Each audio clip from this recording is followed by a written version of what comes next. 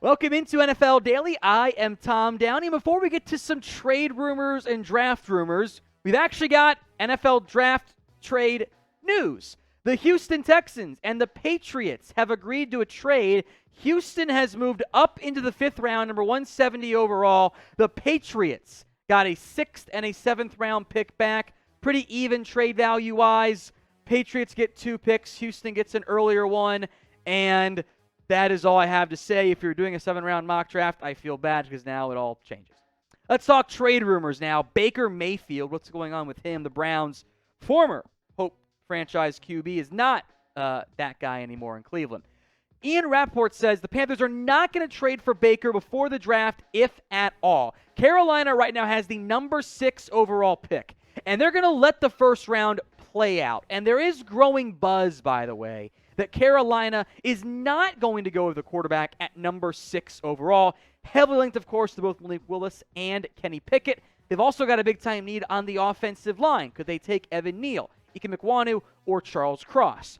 Quarterback is the biggest need for Carolina, but they also need offensive line help pretty badly, and that's their problem right now. Because of the disastrous Sam Darnold trade, the Panthers have pick number 6 and then no picks until number 137. You're not going to get a QB there that can start for you year 1, and you're probably not going to get a tackle that can start for you year 1 either. So you got to figure out one of those needs elsewhere. Maybe Kenny Pickett is the guy for owner David Tepper, a former Pitt booster, or I should say is a Pitt booster, and who was recruited to Temple by Matt Rule originally.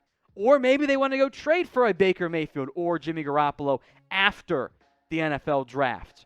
Maybe they don't want to queue up what's going to happen with their 6th pick, because if they trade for a QB, everyone knows they're going tackle at that point. And Mayfield is an upgrade over Sam Darnold. That's not saying much, but it is the reality as long as Baker is healthy and actually throwing the football. There were way too many times he sits back there, guys open, and goes, like he just froze. It was so weird. It was like it was his statue playing, which is ugly, by the way, and not actually Baker.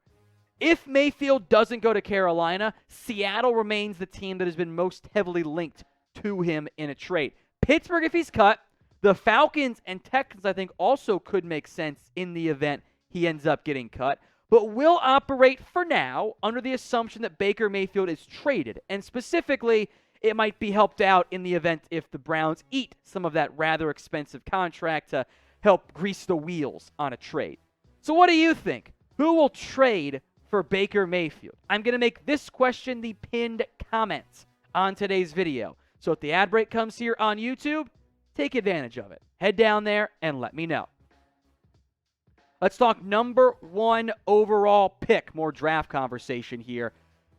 Travon Walker, the Jags defensive lineman, is now the betting favorite to be the number 1 overall pick. For weeks, it had been Aiden Hutchinson.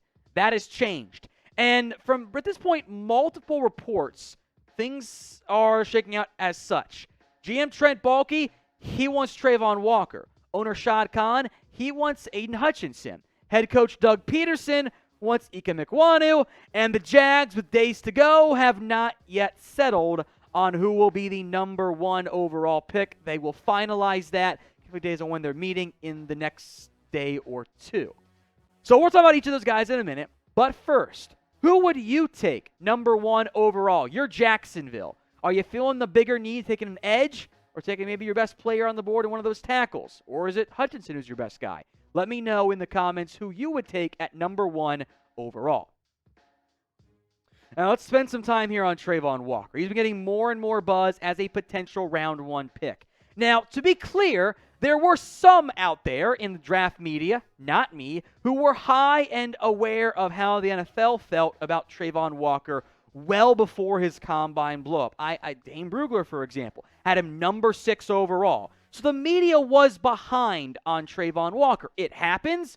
We're always playing catch-up. That's a failure on our part. But him going number 1 overall is still high, because if he goes top 3, this would be the highest a pass rusher, edge rusher, who went top 3. It would be the fewest sacks in that range, with 6. It would be the least productive top 3 edge rusher since 2000. I believe that was the stat from Mina Kimes of ESPN. From a film and production standpoint, there's really nothing about the players right now that would say Travon Walker is better than Aiden Hutchinson. That doesn't really exist at this point. Now, upside traits, sure, Walker's got better athleticism, although Hutchinson's not a stiff either. He had a great three-cone that was better than Walker. Walker's a bit bigger, looks more the part. I understand the interest in Travon Walker, but we're going really heavy on the projection. Which what the draft's about. It's all about projection. I get that. I would go Hutchinson of those two. Now, allegedly, Doug Peterson, he likes Ike Ekwonu. The issue here, and I thought Ekwonu would have made a lot of sense for Jacksonville had they simply not franchise tag Cam Robinson, is that they don't have a glaring need right now at guard. Not really. They've got guys who can play that role. Their center retired, yes, but they've still got Tyler Shalley. They signed Brandon Scherf. They've got Jawan Taylor, Cam Robinson, and Walker Little, who was an early round pick last year. That's 3 tackles. They're not great, but if you're going to take Ekem in round 1, why did you franchise tag Cam Robinson? So I think it's going to be Hutchinson or Walker, but no one really knows, and that's going to make things interesting in the days and in the hours leading up to the 2022 NFL Draft. Chat Sports is also available on Rumble. We have free and uncensored content. In addition to our sports coverage, there's other coverage on news, politics, if you're brave enough, tech, and business. We're trying to grow the platforms you guys use, so give us a follow, rumble.com/NFL Daily. Let's talk Deebo Samuel. Now, some more trade buzz coming out as the Niners continue to say, and John Lynch said publicly today that they were not going to trade away Deebo Samuel. They viewed him as a core piece. They don't want to move him. The exact reasoning as to why Deebo wants out has been disputed. He doesn't want to be in San Francisco. He wants to be somewhere closer to home. It's the money. It's the role. I don't know if anyone knows for sure. It was funny, by the way, if you saw Deebo clap back at this. Maybe not the most visible photo, but hey, it's a tiny photo on a screen. We do what we can here. Somebody put out a fake Instagram story of Deebo Samuel texting back Jamal Adams and saying that he carried the Niners. It was all pretty funny, but it was very funny to see Jamal signing it as Prez, which is how you knew it was fake there. So Deebo clapped back at that. There was the video of him in the nightclub. It's one of the more intriguing non-specific draft stories out there right now in the NFL. What the hell is going to happen with Deebo Samuel? His production as a receiver was awesome. I don't want to overlook how good that was. He was immensely talented in that area. He dominated at receiver. He was also dynamic as a runner. Those numbers combined are worth whatever you want to pay him. I've heard rumors the Niners lowballed Deebo. $19 million per year was the offer. Of course he said no, but you would think that one lowball offer wouldn't result in him demanding a trade. Things are dicey in San Francisco. At minimum, the Niners are saying no to keep the value up. Maybe they don't want to trade him as well. So will the Niners trade Deebo Samuel by the end of round 1? Y for yes, N for no. Let me know in the comments section. Will the Niners trade away Deebo Samuel by the end of round 1 this year? If it happens during the draft, well, we'll be live for it already. We'll have coverage of all 3 rounds, every single pick, actual analysis at youtube.com/chatsportstv right here. If you're watching on YouTube, make sure you guys are subscribed. I promise you no one will have more fun and more informative coverage than we will at Chat Sports. Now, when it comes to round 1, there are always players who surprise when they don't go in the first round. Todd McShay said he heard 3 names who could be sliding out of round 1. Not a guarantee, but could. Tyler Linderbaum, Nakobe Dean, and George Karlaftis. 3 players who are all in my top 32 of my big board. We'll spend time on each of them and explain why they could, even though they shouldn't, or they could slide out of round 1. Who is more likely, I should say, most likely, to not go in the first round? Type TL for Tyler Linderbaum, ND for Nakobe Dean, or GK for George Karlaftis. Let's begin with Nakobe Dean. I love him. I have a very high grade on him. I'll double-check my notes here. He's a top 20 player for me in this year's class.